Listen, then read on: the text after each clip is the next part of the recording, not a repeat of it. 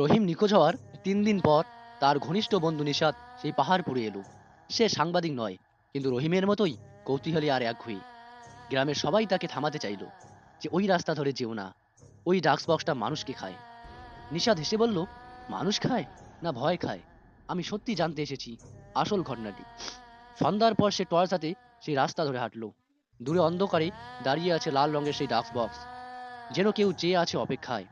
নিশাত কাছে গিয়ে দেখলো বাক্সটার গায়ে কালি দিয়ে লেখা, চিঠি ফিরবে, না হয় প্রাপক নয়। তার বুকটা ধক করে উঠল, তবু সাহস করে সে একটা খাম লিখলো, রহিম তুমি কোথায়। খামটা ফেলার পর এক ঠান্ডা শব্দ হলো, ঠক। তারপর চারপাশের বাতাস থেমে গেল, পাখিরা চুপ, শুধু একটা বিকট গন্ধ, পুরনো কাগজ আর ধুলো।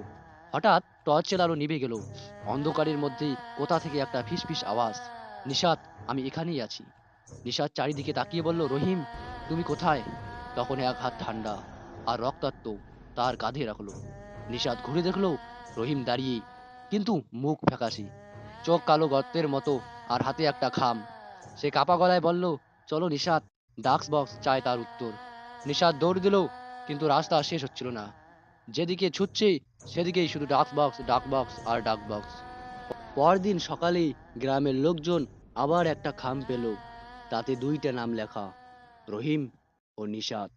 আর এর নিচে লেখা, পরবর্তী চিঠি তুমিই পাঠাবে তাই না। পরবর্তী চিঠি কার জন্য, এটা দেখতে হলে পার্ট 3 জন্য অপেক্ষা করুন। আর পার্ট 3 দেখতে হলে আমার চ্যানেলটিকে সাবস্ক্রাইব করে কমেন্টে অবশ্যই লিখবেন।